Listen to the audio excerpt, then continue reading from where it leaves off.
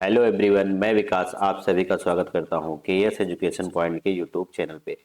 तो सभी प्यारे भाइयों और बहनों, आज की इस वीडियो में हम करने वाले हैं सीबीएसई बोर्ड के 5 प्रीवियस ईयर क्वेश्चंस की। ऐसे क्वेश्चंस जो इस बार आपके सीबीएसई बोर्ड में किसी न किसी सेट में आने की पूरी संभावना है। तो चलिए आज की इस वीडियो को शुरू करते हैं और देखते हैं इन सभी 5 के पाँचों क्वेश्चंस का सलूशन हम अपने एग्जाम में कैसे लिखेंगे। तो चलिए देर न करते हुए वीडियो को शुरू करते हैं। और वीडियो शुरू करने से पहले ऐसे भाई बहन जो अभी तक हमारे यूट्यूब चैनल को सब्सक्राइब नहीं किए तो सब्सक्राइब कर लीजिए। मैं आपके लिए डेली ऐसे ही वीडियोस लाता हूं। तो चलिए आज की इस वीडियो को शुरू करते हैं। देखिए हमारा पहला क्वेश्चन क्या कहता है। पहला क्वेश्चन हमें हमारा कहता है if the volume of sphere is 11/21 centimetre cube, then the radius of sphere. तो यही आपसे पूछा गया है। तो यहाँ चलिए हम इसका करते हैं सोल्यूशन। तो हमें क्या निकालना है, रेडियस ऑफ स्फीयर। तो यहाँ पे चलिए क्या दिया है, जो दिया है पहले नोट कर लेंगे। Volume of volume of sphere दिया है। वॉल्यूम ऑफ स्फीयर क्या है, 11/21 सेंटीमीटर क्यूब। अब आपको पता होना चाहिए वॉल्यूम ऑफ स्फीयर का फार्मूला क्या होता है। वॉल्यूम ऑफ स्फीयर का फार्मूला होता है 4/3 पाई आर क्यूब बराबर 11/21 सेंटीमीटर क्यूब। नेक्स्ट स्टेप में आगे बढ़ते हैं। तो यहाँ से 4/3 पाई की वैल्यू क्या लिखेंगे, 22/7 इंटू आर क्यूब बराबर 11/21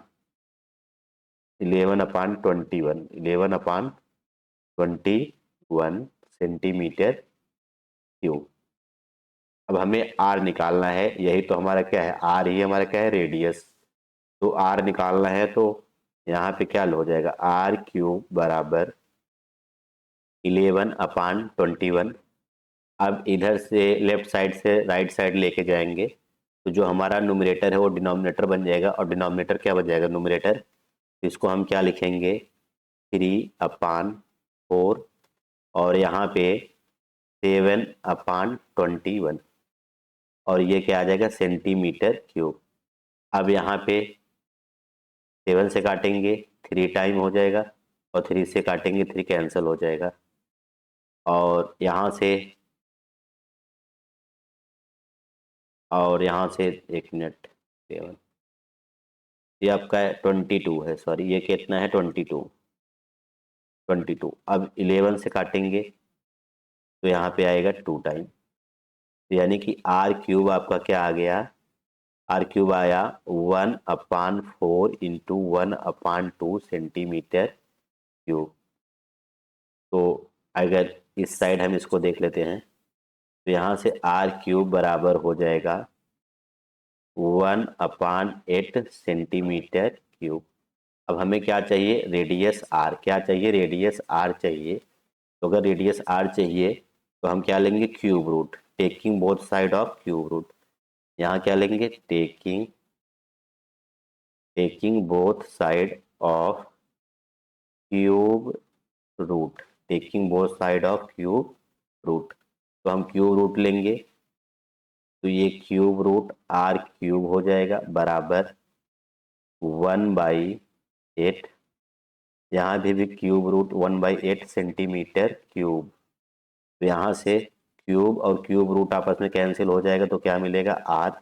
और यहाँ से 1/8 का 1/2 हो जाएगा, और सेंटीमीटर का क्यूब ले लेंगे तो क्या आ जाएगा, सेंटीमीटर। तो यही आपका रेडियस आया, रेडियस इक्वल टू 1/2 सेंटीमीटर। तो ये आपका होने वाला है आंसर, यही आपका क्या बनेगा, आंसर। तो आपको कॉन्सेप्ट कैसा लगा प्लीज कमेंट में जरूर बताइए। नेक्स्ट क्वेश्चन पे बढ़ते हैं, जो कि आज का हमारा सेकंड क्वेश्चन है। सेकंड क्वेश्चन क्या कहता है, कहता है तो द वॉल्यूम ऑफ के the sorry, the values of k which is a quadratic equation 5x square minus 9kx plus 5 बराबर 0 has real and equal roots.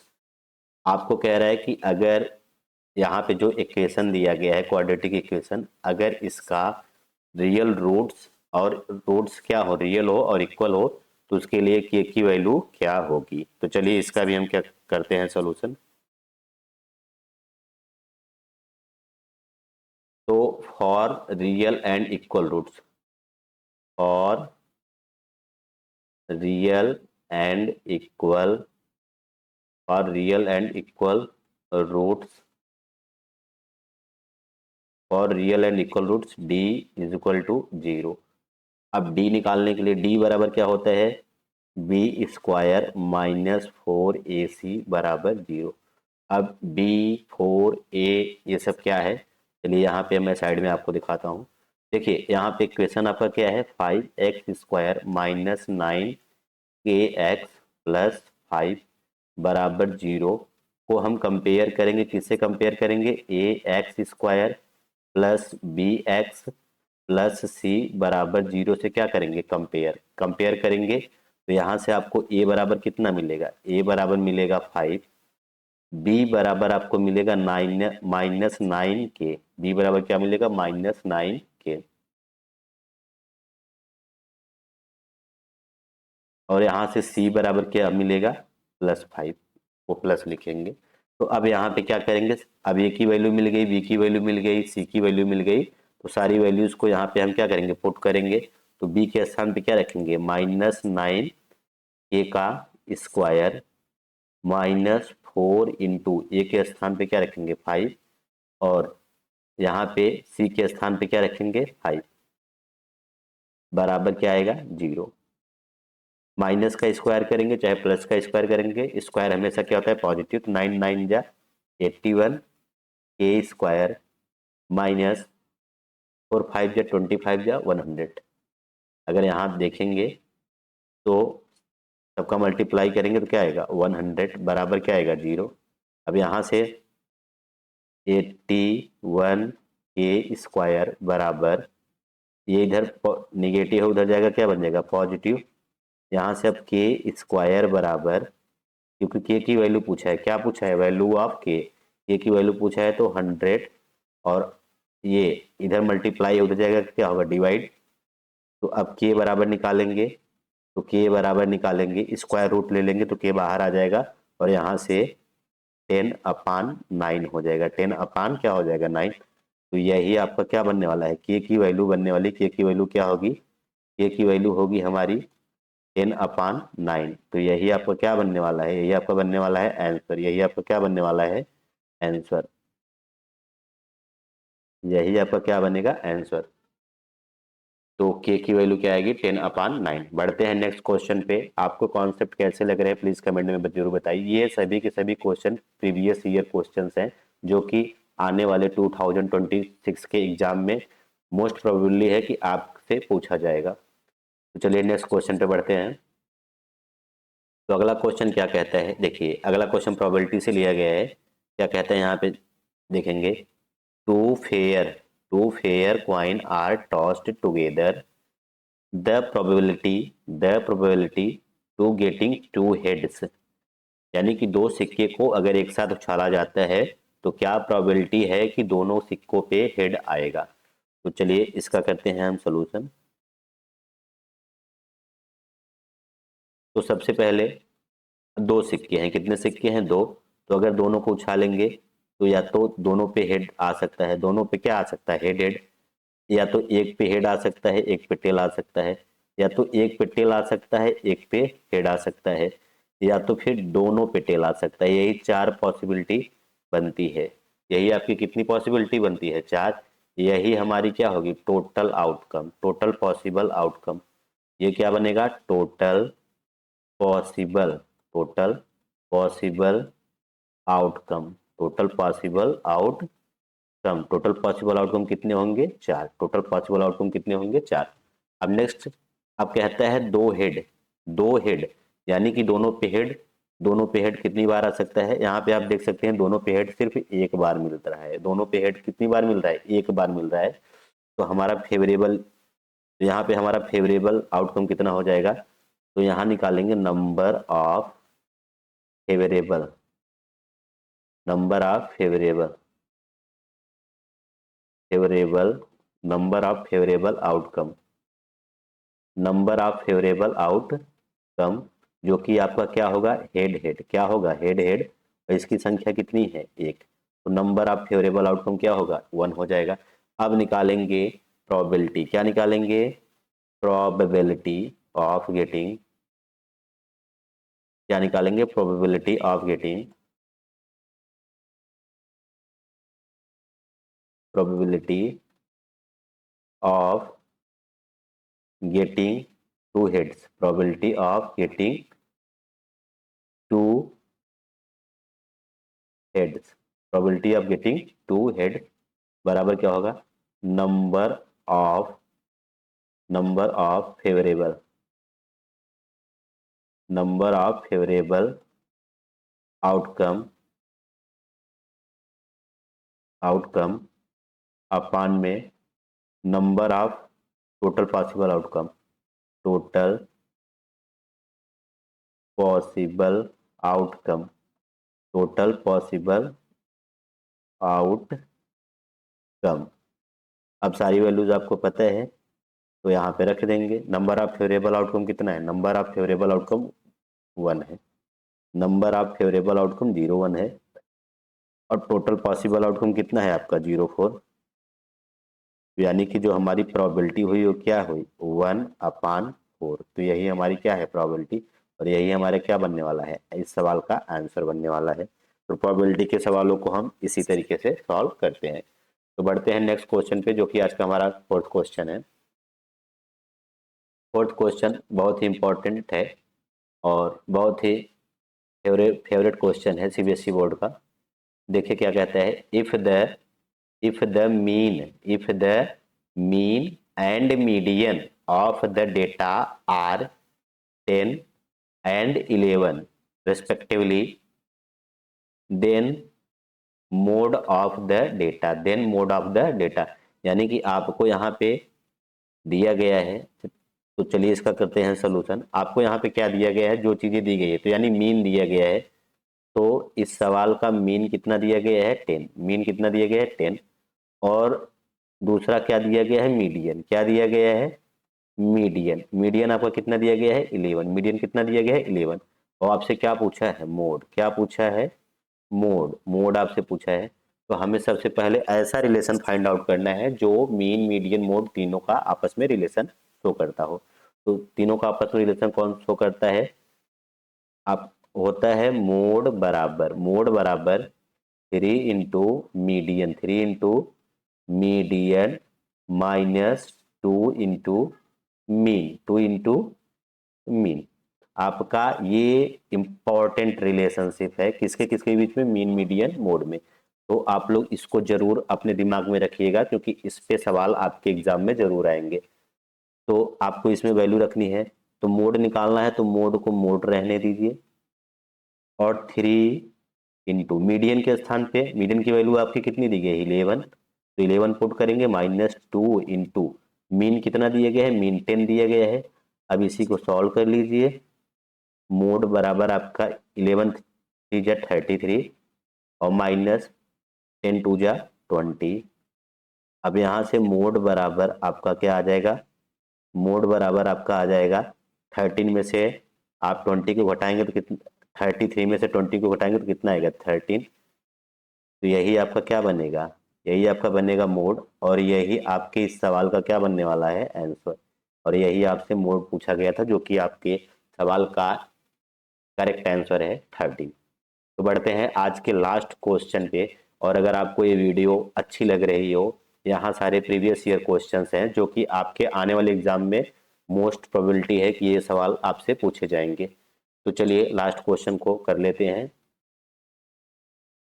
देखिए लास्ट क्वेश्चन कहता है, if in the given figure DE parallel to BC, DE parallel to BC if AD बराबर 2.8 centimetre, DB बराबर 2.1 centimetre, EC बराबर 4.8 centimetre, then the value of x, value of x। तो यहाँ पे side में figure बना हुआ है, आप फिगर को देख सकते हैं।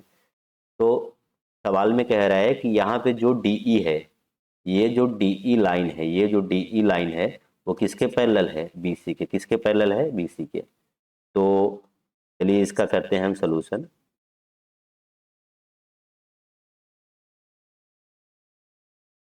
तो इसका सलूशन हम करेंगे। देखिए आपको जो जो जानकारी दी गई है वो लिख लेंगे। यहाँ पे AD की वैल्यू दी गई है, AD बराबर कितना है? 2.8 सेंटीमीटर, 2.8 सेंटीमीटर। और यहाँ पे DB बराबर कितना दिया गया है? DB बराबर 2.1 सेंटीमीटर। और नेक्स्ट क्या दिया गया है? EC, क्या दिया गया है? EC बराबर 4.8 सेंटीमीटर। और आपसे पूछा क्या है? वैल्यू ऑफ x, यानी कि AE पूछा है। क्या पूछा है? AE, जिसका मान क्या है? x है। तो चलिए निकालते हैं इसका। तो देखिए यहाँ पे ये जो DE लाइन है, DE और BC, DE और BC ये दोनों आपस में पैरेलल हैं। और कभी भी दो पैरेलल लाइन है और दोनों का एक कॉमन वर्टेक्स हो, दोनों का एक क्या हो? दोनों ट्रायंगल का एक कॉमन वर्टेक्स हो, और दोनों वर्टेक्स, कॉमन वर्टेक्स के सामने वाली लाइन, कॉमन वर्टेक्स के सामने वाली लाइन अगर पैरेलल हो तो सीधा सीधा ये बताता है कि ये दोनों के दोनों ट्रायंगल क्या है? सिमिलर है। यानी कि हम कह सकते हैं ट्रायंगल ADE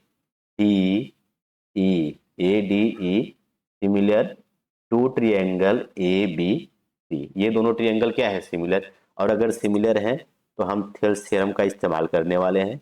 तो क्या होता है? अब क्या लिखेंगे? According, according, according to Thales, Thales theorem, according to Thales theorem. According to Thales theorem क्या लिख सकते हैं? थेल्स थ्योरम क्या है? इनके साइड का रेशियो, इनके साइड का रेशियो आपस में क्या होगा? बराबर। इनके साइड का रेशियो आपस में क्या होगा? बराबर। तो फिलहाल यहाँ से क्या आएगा? AD अपान, AD अपान, AD अपान DB, AD अपान DB, AD अपान DB, AD अपान DB बराबर होगा किसके? AE अपान, AE अपान किसके बराबर होगा? EC के। किसके बराबर होगा? EC के। अब सबकी वैल्यू आपको दी गई है जो कि आप इजीली पुट कर सकते हैं। AD का मान कितना है? AD का मान 2.8 सेंटीमीटर है, 2.8 सेंटीमीटर है। और DB का मान, DB का मान 2.1 सेंटीमीटर है। और AE का मान x है और EC का मान है 4.8 सेंटीमीटर, 4.8 सेंटीमीटर। तो चलिए अब हम अगर इसको डिवाइड करेंगे, इसको डिवाइड करेंगे तो यहाँ से 7 से डिवाइड करते हैं। 7 से डिवाइड करेंगे 3 टाइम आएगा, और यहाँ 7 से डिवाइड करेंगे तो 4 टाइम आएगा। यहाँ डिवाइड करेंगे 7 से तो 3 टाइम आएगा, ऊपर डिवाइड करेंगे तो 4 टाइम आएगा। तो हम आगे लिख सकते हैं x upon 4.8 is equal to 4 upon 3, 4 upon 3। अब x निकालना है तो क्रॉस मल्टीप्लाई करेंगे। x बराबर 4/3 इंटू 4.8, 4.8। अब 3 से डिवाइड करेंगे तो यहाँ पे आएगा 1.6, 1.6। और 1.6 का 1.6 का मल्टीप्लाई करेंगे इसके साथ, 4 के साथ, तो क्या आएगा? 6.4 सेंटीमीटर, 6.4 सेंटीमीटर। यानी कि जो x की वैल्यू आएगी, जो x की वैल्यू आएगी वो 6.4 सेंटीमीटर आएगी। यही आपका क्या बनने वाला है? आंसर। यही आपका क्या बनने वाला है? आंसर। तो मेरे प्यारे भाइयों और बहनों, आज की ये वीडियोस आपको कैसी लगी? आज के ये सारे कॉन्सेप्ट्स आपको कैसे लगे? कमेंट में ज़रूर बताइए। अगर आपको यहाँ कुछ भी सीखने को मिला हो तो प्लीज़ वीडियो को लाइक करिए और अपने दोस्तों के साथ शेयर करिए। और अभी तक हमारे इस यूट्यूब चैनल को सब्सक्राइब नहीं किए तो सब्सक्राइब करिए, ताकि मैं आपके लिए एक बेहतर वीडियोस डेली ऐसे ला सकूं। तो चलिए मिलते हैं अगले वीडियो में, तब तक के लिए बाय बाय, टेक केयर।